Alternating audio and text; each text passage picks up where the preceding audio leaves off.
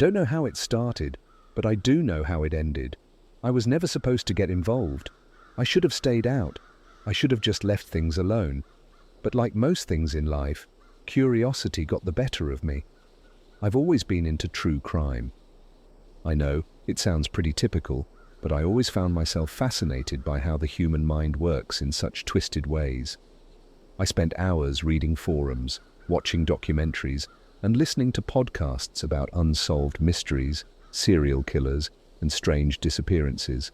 It was harmless, until it wasn't. It was just an obsession for me, you know? A hobby that didn't really impact my life. But things changed the day I stumbled onto a dark web forum. At first, I didn't even know what I was looking at. It was just a bunch of links I clicked on out of boredom.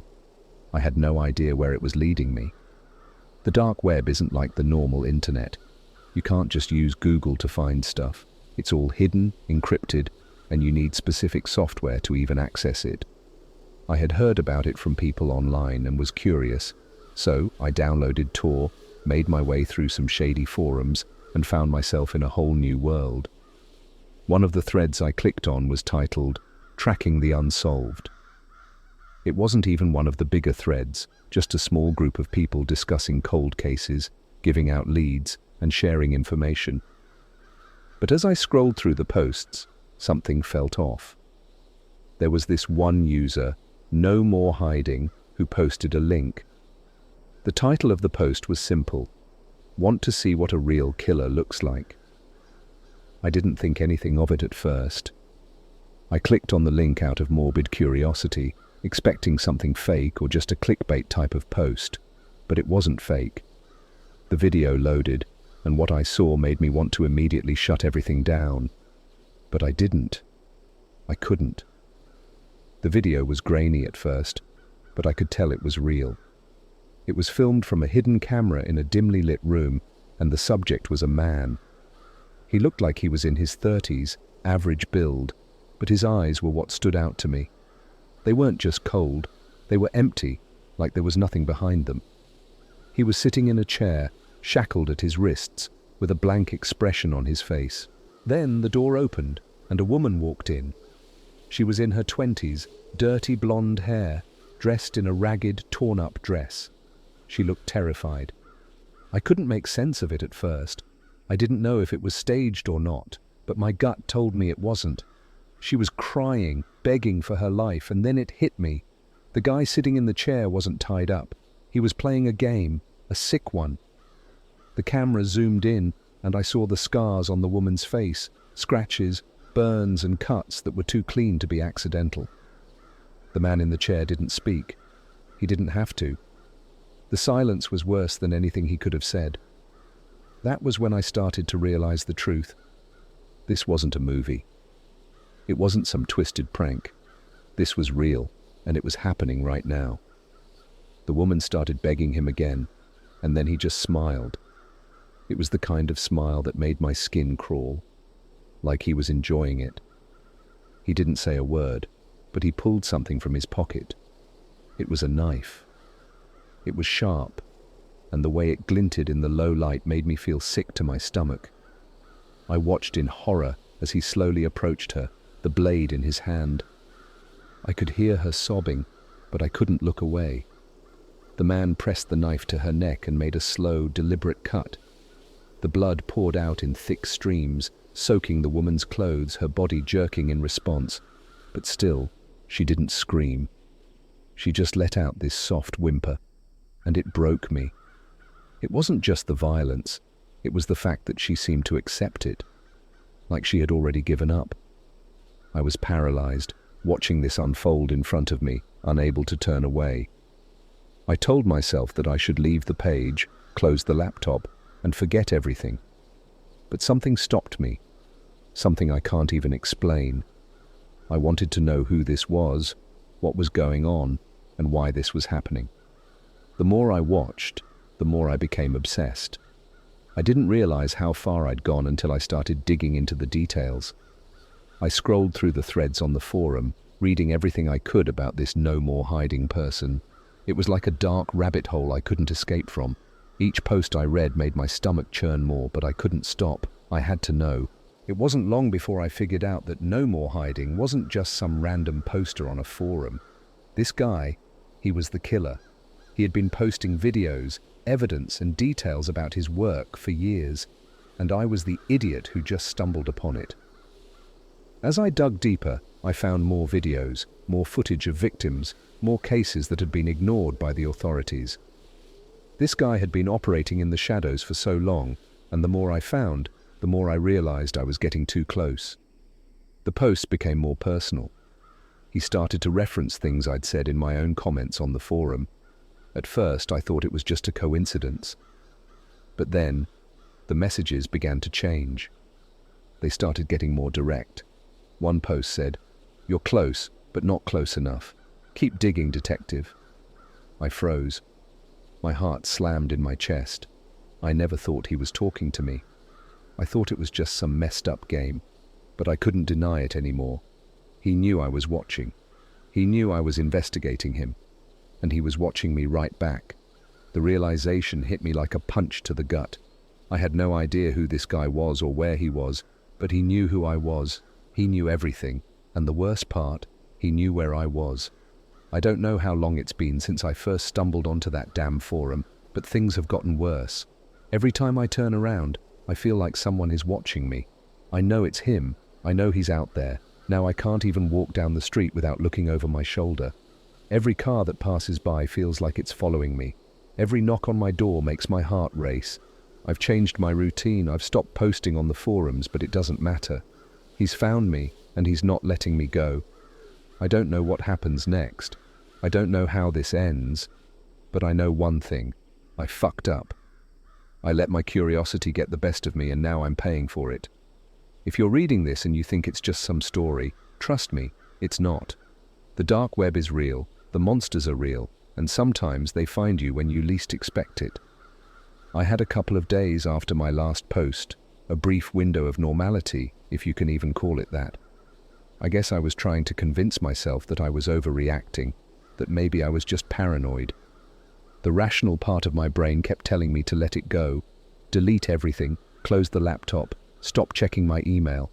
Maybe I'd get lucky, maybe this would all just blow over. But deep down, I knew it wouldn't. It couldn't. It was the third night after I saw that last message on the forum that everything changed. I'd just gotten home from work, feeling that weight again, the pressure of knowing something wasn't right, but not being able to pinpoint it. My apartment felt off. At first, I brushed it off as just nerves, but the more I walked around, the more I felt like I was being suffocated by it. My kitchen lights flickered. I turned them off, and the silence hit me like a wave. I had been in the middle of making some dinner when I heard a noise, a soft creak from behind me. You know, the kind of noise that you could easily dismiss as the house settling. Except I wasn't alone.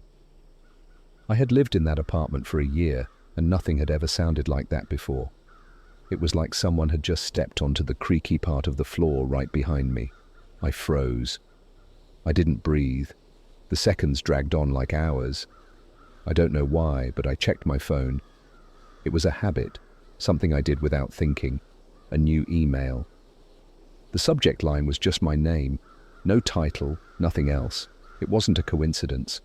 My stomach twisted into a knot. I opened it without hesitation.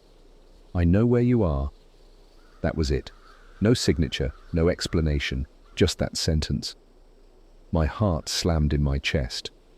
I threw my phone across the kitchen counter, as if that would somehow stop whatever was happening. But it didn't stop. It only made it worse. The noise behind me came again. This time, I could hear it clearly. Someone was moving around in my apartment. I turned around, expecting to see someone standing in the doorway, but there was nothing. The hallway was empty, still, and the silence was even worse than the sound itself. I grabbed the nearest thing I could find, a kitchen knife. My hand was shaking so badly, it was hard to even hold it. I slowly moved toward the living room, my heart hammering, my breath ragged. I wanted to call the police, but I was too scared to even pick up my phone again. If I called them, I was sure it would be too late. And then it happened. The door to the balcony was wide open. I don't know how I missed it, but it was. I hadn't opened it that morning. I hadn't opened it at all. The night was cold, and the wind was howling through the cracks. The room felt even colder now, almost like the air itself was alive. I stepped toward the door, slowly, carefully, like if I moved too quickly, something would grab me. I leaned out into the dark, staring into the alley behind the building. Nothing. But I didn't feel safe anymore. I knew that whoever was out there wasn't far. I backed away, and that's when I saw it. On my couch, sitting in the exact spot where I'd been earlier that day, was a small package. It was wrapped in brown paper, no address, no markings, just there. I don't know how long it had been there, but I hadn't noticed it before, and I should have. The last time I'd left my apartment, everything had been exactly as it was supposed to be. My gut screamed at me not to touch it, but I couldn't help myself. I needed to know what was inside. I grabbed the package, unwrapped it slowly, almost like I was holding my breath the entire time. I felt my hands trembling, sweat running down the back of my neck. When the paper finally came off, I almost dropped it. Inside there was a photograph. It was a picture of me. It was taken from outside my window. You could see me through the glass, sitting at my desk, staring at my laptop. It was a picture from hours ago, taken at the exact moment I was sitting there. The worst part? The picture was clear. The camera wasn't shaking. It wasn't blurry. Someone had been watching me. Underneath the picture there was a note written in red ink. I see you. You'll be the next one to break. I felt like I was going to collapse right there. My mind couldn't catch up to the reality of what was happening. The panic, the suffocating terror. It was all consuming. My apartment felt like a trap, a cage. Every corner, every shadow felt like it was hiding something. I ran to the window, yanked the blinds open, and looked out into the street below. I didn't see anyone, nothing out of the ordinary, but that didn't make me feel safe. If anything, it made it worse. He could be anywhere. He could be watching me right now, and I wouldn't even know. I backed away from the window, my pulse racing. I felt like I was suffocating. The walls were closing in. I couldn't stay here. I couldn't keep living like this. I grabbed a bag, threw a few clothes in it, and ran out of the apartment. I didn't know where I was going, but I couldn't stay there. I couldn't stay in a place where I knew someone was watching me. The whole city felt like a hunting ground. The streets were empty, but I couldn't shake the feeling that someone was right behind me. I ended up in a random hotel, checking in under a fake name, trying to get as far away from my apartment as possible.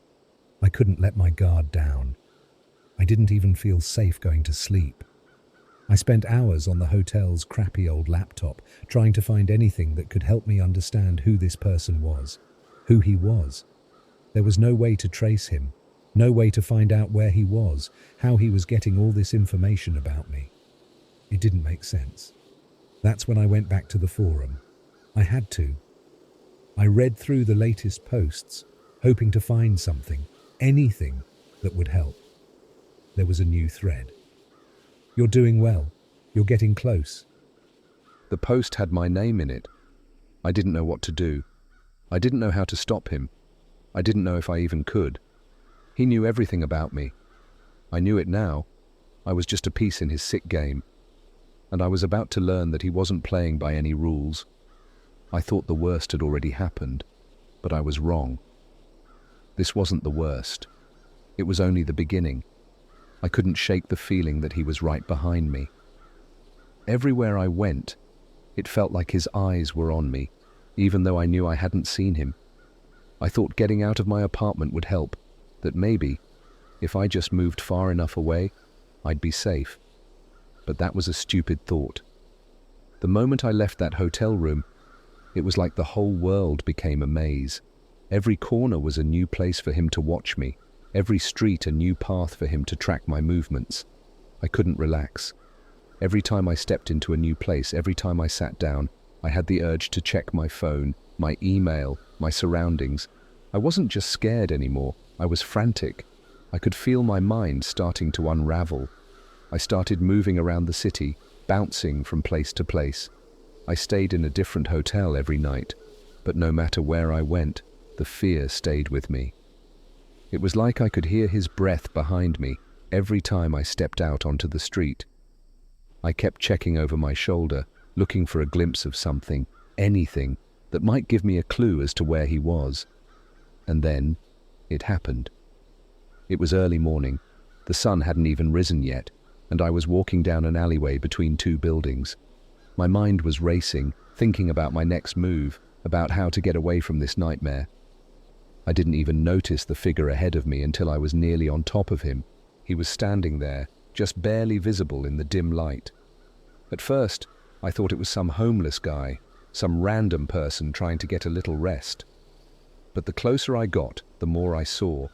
His face was gaunt, hollowed out, like he hadn't eaten in days. His eyes were black, not in the way a person's eyes are dark when the light's low. No, these were empty black holes, and they were staring straight at me. I stopped dead in my tracks. My heart dropped into my stomach. I didn't know who this guy was, but I knew I didn't want to find out. I could feel every muscle in my body freeze. I wanted to run. I wanted to scream, but I couldn't make a sound. It was like I was paralyzed. I don't know how long we stood there staring at each other, but it felt like an eternity. The silence between us was thick, suffocating. He didn't move. He didn't speak. And then, just like that, he turned and walked away, disappearing into the shadows. I couldn't breathe. My entire body was trembling, and my mind couldn't catch up to what had just happened. I stood there, rooted to the spot, for what felt like hours before I finally forced myself to move. But I didn't go back to my hotel. No, I couldn't go back there. I couldn't go anywhere. I kept walking, my head spinning. I didn't know where to go. My phone buzzed in my pocket, and my heart nearly stopped. It was an email. I had been getting messages from him, almost constantly now. I didn't read them. I couldn't. But this one was different. This one wasn't just some cryptic message or warning. It was a picture. It was me. I was sitting at a cafe, having breakfast that morning. It was a clear shot of me, just sitting there, sipping my coffee. But there was something else. A figure standing in the background just behind me. It was him, the man from the alley. I nearly dropped the phone. My hands were shaking so badly I could barely hold it. I backed into the side of a building, gasping for air. How had he done that? How had he been right there? I'd been careful, hadn't I? I'd been watching my surroundings. But there he was, just standing behind me, in plain sight. And I didn't even know. The email didn't just have the photo, though. It had something else too. A time. A location. I'm coming for you. You won't see me coming. You never will. That was all it said. My mind was spiraling. I couldn't think. I couldn't breathe. I didn't know what to do. I didn't know how to outrun him anymore. He knew where I was. He was always one step ahead.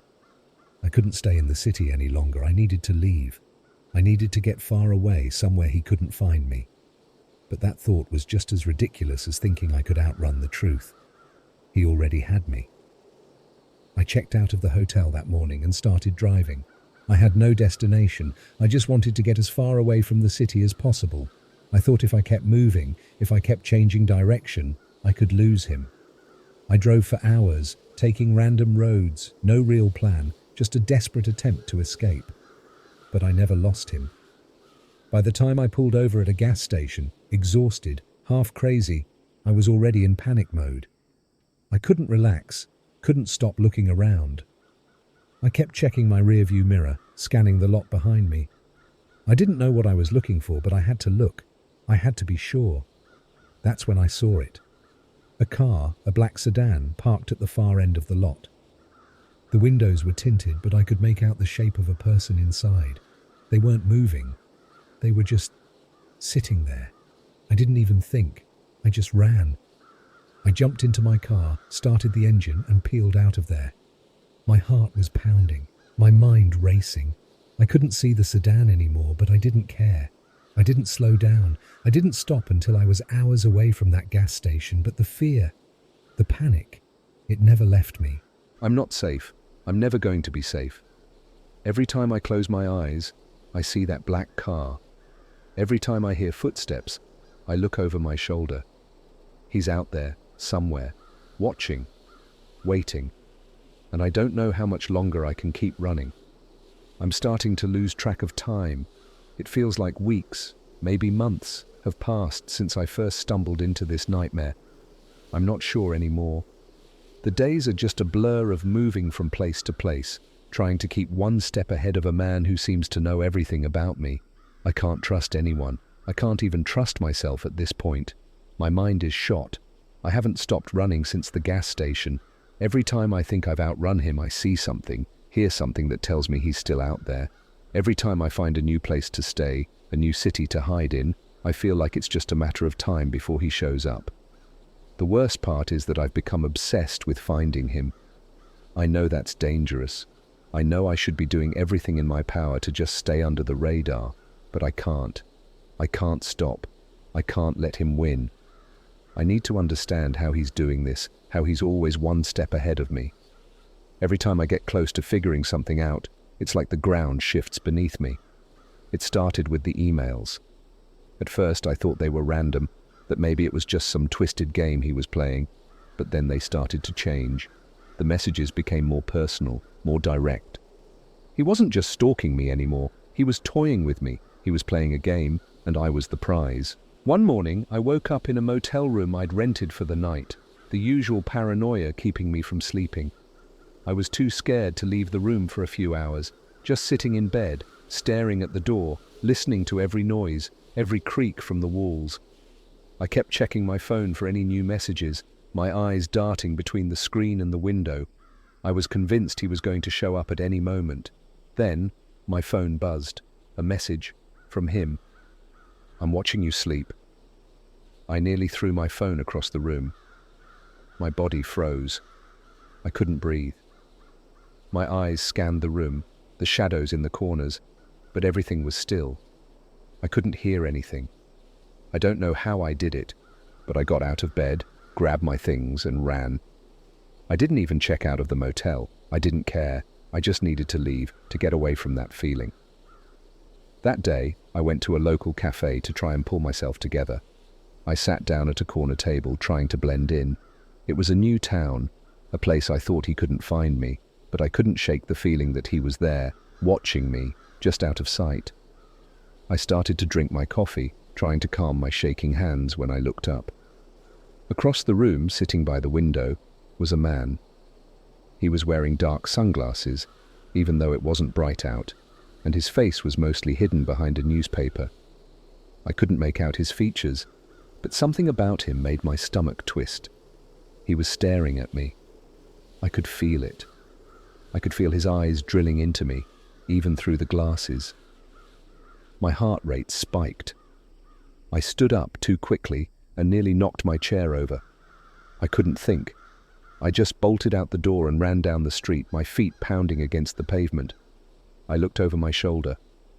The man was still sitting there, his face partially obscured, but I knew he was following me. I didn't stop running until I reached my car. I slammed the door shut, threw the keys in the ignition, and sped away. But the worst part, I never saw him again. He was gone, like he'd never been there at all. And that scared me even more than if I'd seen him again. The messages kept coming. They were getting darker, more twisted. Every email, every text, felt like it was wrapping a noose around my neck. He knew where I was. He knew what I was thinking. He was inside my head. "I can hear your heart beat faster. Don't run. You can't outrun me." And then, the next message came. The one I didn't expect. It was a video. I opened it without thinking. I had to see it.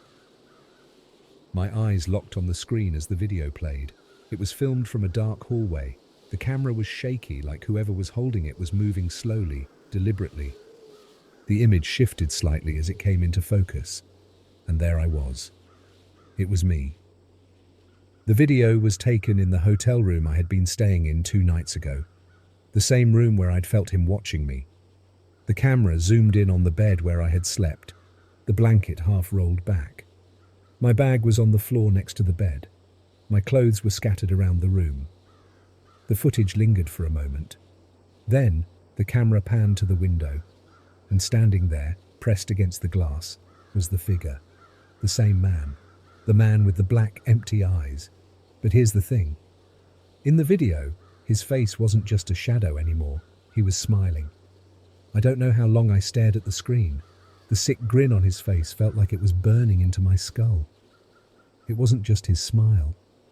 It was the way he was so casual, like he was waiting for something, waiting for me to see him, waiting for me to know that he was always going to be right there. The video ended abruptly, but the last frame stuck with me. It was a close-up of the figure, his hand pressed against the glass, his fingers spread wide. Right on the edge of the glass, in big, thick letters, were 2 words. "You're next."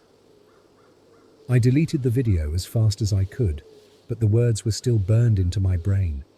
My mind couldn't stop running through them over and over like a broken record. I thought about calling the cops. I thought about trying to get help, but deep down I knew it wouldn't matter. This wasn't a normal stalker. This wasn't someone who could be stopped. This was a man who was always going to be 1 step ahead of me. A man who knew everything about me, every move I made. A man who somehow was already there, even before I knew I needed to run. I don't know how much longer I can keep doing this. I don't know how long I can keep running. Because the truth is, I'm running out of places to hide. And soon, there won't be anywhere left for me to go.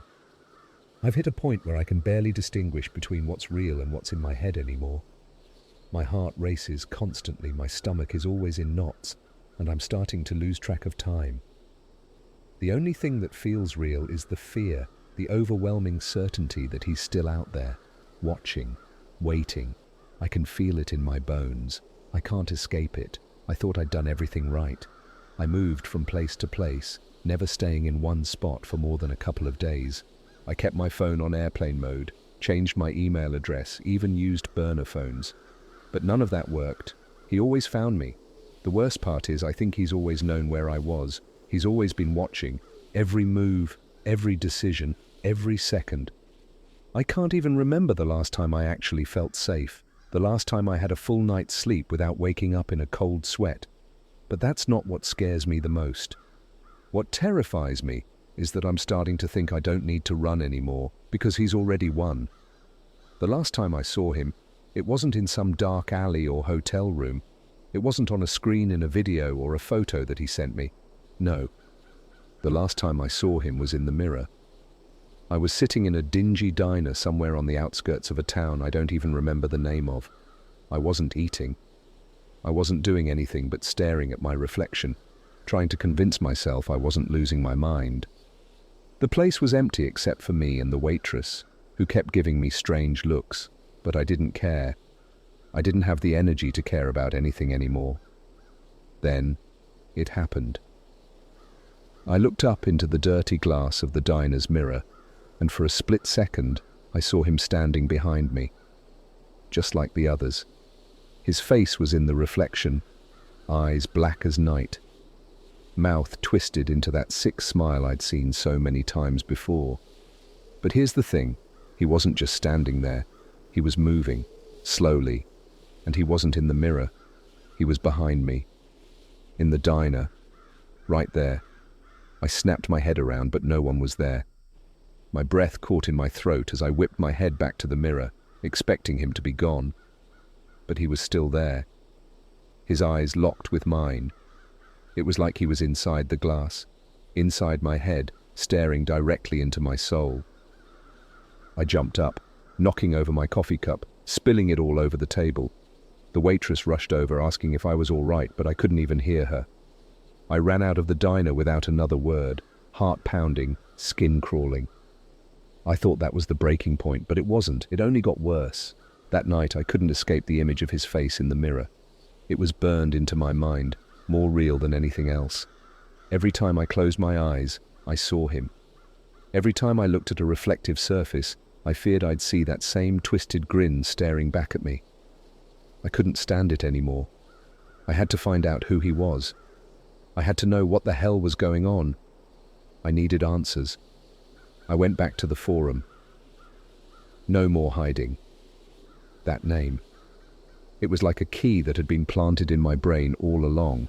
The deeper I dug, the more disturbing the things I found. More footage, more photographs, more personal details. But then something new. There was a new post, just a single line. I know you've been searching for me, but you're too late. And that was it. The last message. It hit me like a slap to the face. Too late? What did that mean? I had spent so much time running from him, so much time trying to outsmart him. I never stopped to think that maybe I didn't need to. Maybe he was never really trying to catch me. Maybe I was just part of a game he'd already won.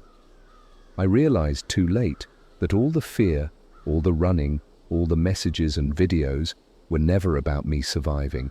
They were about breaking me. He wanted to watch me crack, to see how long it would take before I fell apart. And he was patient. He knew it would take time. He knew I'd get tired. He knew I'd break. And that's exactly what happened. I spent days holed up in a rundown motel, pacing the floor, waiting for something to happen. But it didn't. Nothing happened. I was waiting for him to come for me, waiting for the next message, the next clue, the next move. But nothing came. And that, more than anything, is what broke me. I went into the bathroom, the fluorescent lights buzzing overhead, and I looked into the mirror again. I wanted to see if I could handle it, if I could keep it together. But when I looked into the glass, there was no reflection, just darkness. The air felt heavy, like the walls were closing in. I couldn't breathe. I couldn't think. And in the darkness of the mirror, I heard it, a whisper. "You're mine now." I should have been scared. I should have run. But I didn't. Because at that moment, I realized I was never going to escape him. He was always going to be there, in the shadows, in the reflection. He was a part of me now. And that's when I understood. I wasn't the victim. I was the game. I've been running for so long, but now I'm just waiting. I don't know when it will happen or how it will end. But I know one thing. He's not just hunting me anymore. I've become part of his story, and now there's nowhere left to hide.